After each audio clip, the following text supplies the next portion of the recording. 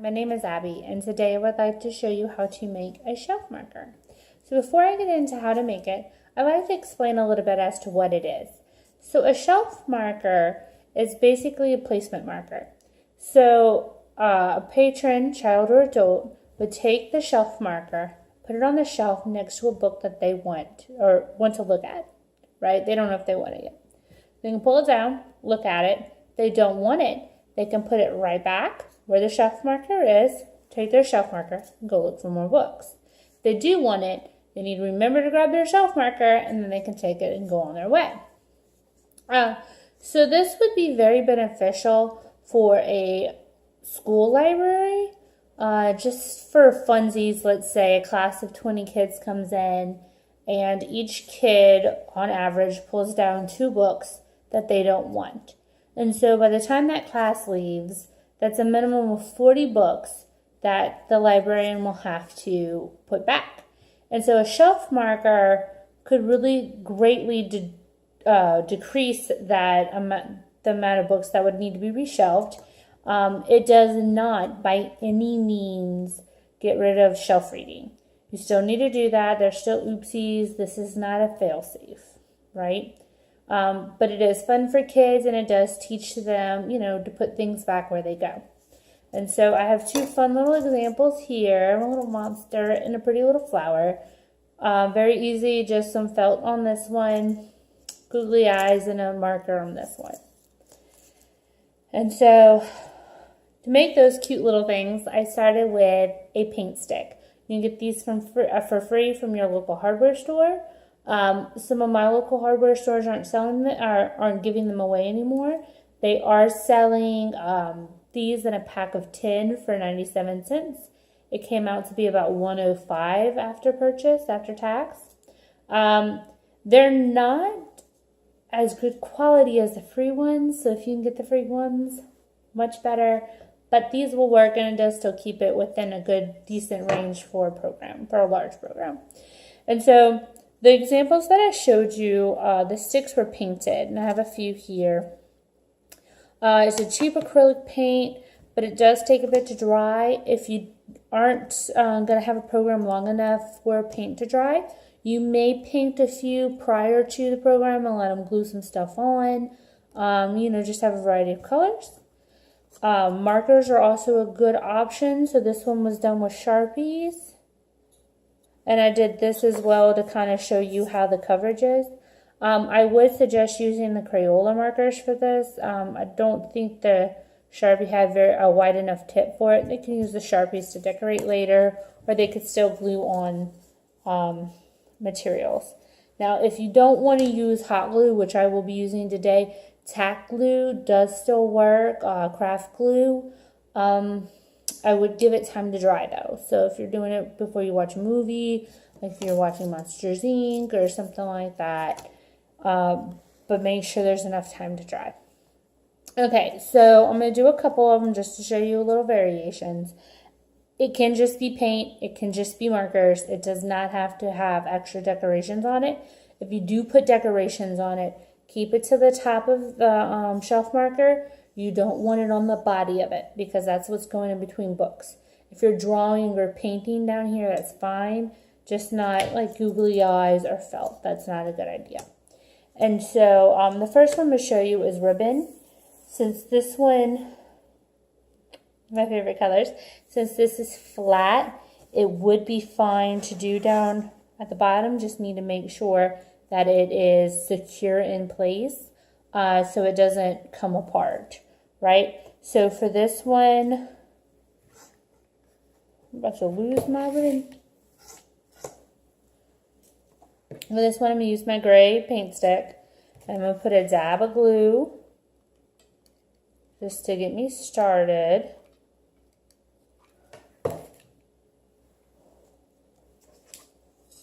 Just kind of put it in place where I want it. Now this is with hot glue. Again, tack glue would work. You just need to make sure that you have enough time for it to dry. And so I'm just kind of getting an idea as to where I want it before I glue it, because hot glue is very unforgiving in that way. You want to make sure that you know where you're going to put it. It wouldn't be bad to put it on the back of the ribbon before you put it down, just so you know where it's going.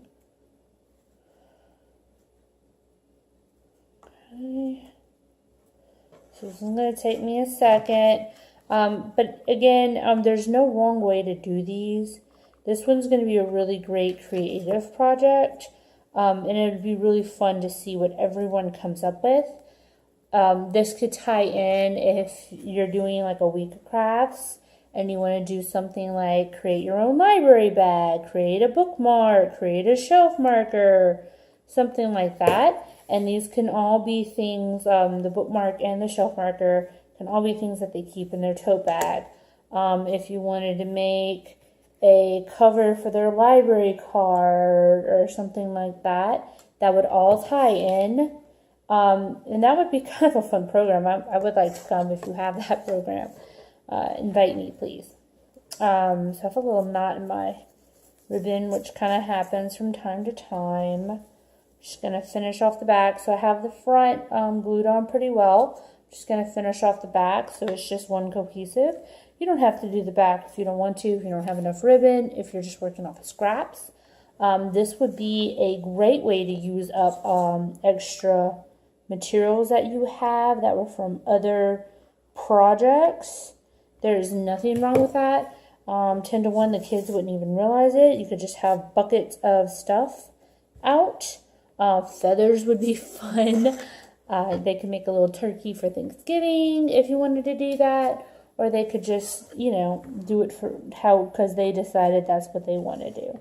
It doesn't matter. There's, like I said, no wrong way to do this. And it's kind of fun to do. Right? So they're not going to get in trouble for anything. These are not going to be graded. This would be kind of a fun summer craft, I think. If you were having a bunch of kids come and you're going to have a little bit of time with them and they were doing a field trip, and you're introducing them to the library, this might be fun. A lot of them, if you're doing this at a public library, a lot of your kids are already going to know about these because they're very prevalent in school libraries. That's where I learned about them. When I was in elementary school, my librarian had a bunch of them. She painted them all red. And she got mad if you didn't take one with you. And I can understand why now. So that's my completed bookmark. You know, as it dries, I'll take some of this extra glue off. And that's it. It's very simple. I could put initials on it, whatever I wanted. Now, if you are going to have a bunch of kids do these, I do suggest like take a marker, write their name on it, because although it's different, some kid might decide they like it. You never know. You just want to make sure, or two kids, two friends do the same thing and one of them loses theirs. So make sure you put their name on it just to keep that confusion down. Okay? So that's one. This next one I'm going to do with hot glue as well. It's going to be the second one I show you. So I have a painted stick, right? And all I'm going to do is take some wonderful gems that I have here. They were a pack of like 40. We're not very expensive at all, very cheap. If you have a bunch of these left over, please do so. If you want to take the end of a paintbrush and dip it into some paint and make dots, please do that. It's there's nothing saying that you have to do these any one way. These are just some fun ways I would like to decorate mine. Again, let their imaginations kind of roam free. I had all this extra stuff. That's why I'm using it. If you don't have this already in your library and it's too expensive a program for you to purchase it all, it makes it too expensive, don't do it. Or just use paint, just use markers. Most libraries do have those things. But overall, this is not a very expensive one to do. So I just did a couple on this. They can write their initial out on gems, whatnot. It's fun. If they wanted to take some yarn and make fun little hair, that's perfectly okay too.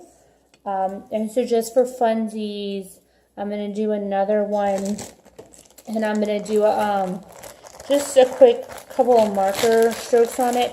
And I have a painted one here, and I'm going to show you how the marker kind of shows up on this one. Now it's dark, so be kind to me because it might be hard to see. So I just have a handful of them out right now, and I'm just going to do a couple little doodles.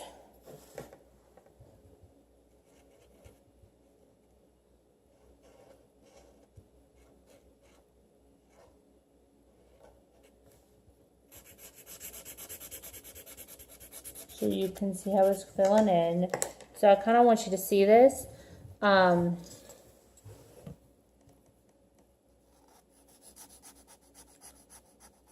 So it kind of covers pretty good. Now keep in mind I'm kind of coloring upside down and I am left-handed. But it fills in pretty good. You could do this whole thing. Like I said, I think a Crayola marker or a wider tip marker would probably be better for this. There's no reason why you can't use a Sharpie if that's what your library has. So I could do like my initials. So if I wanted to do an A, I could do an A. If I wanted to do a swirly, I could do swirlies, do whatever. I do suggest if they want to do a design that they do the design first and then color around it if you're going to use markers. Because if you do it on top, it doesn't necessarily show very well. And so I was going to do my marker on top of this paint, but I'm afraid that it won't show it very well. And I do still have plenty of room on this lighter one. So I'm going to take a darker blue, and I'm just going to do just a fun little something. I'll put my initial. It's the easiest thing to do.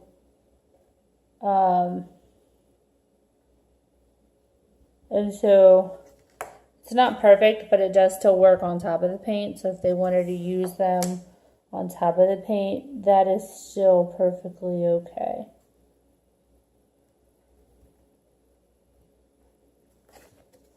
So just to give you an idea of what it looks like. Like I said, really easy, fun to do with kids. If you don't want to use hot glue, use tack glue. If you don't want to have all these fun little doodads to put on it, markers, paint, perfectly good. If you have a faster drying paint than I do, please go for it. This is just what I had on hand. I hope you enjoyed this. I hope you enjoy your markers and it helps you with your reshelving of items, and maybe your kids would have fun putting the books back, because kids do love to reshelve. So this was a tutorial for how to make shelf markers. Thank you for tuning in. Have a good day.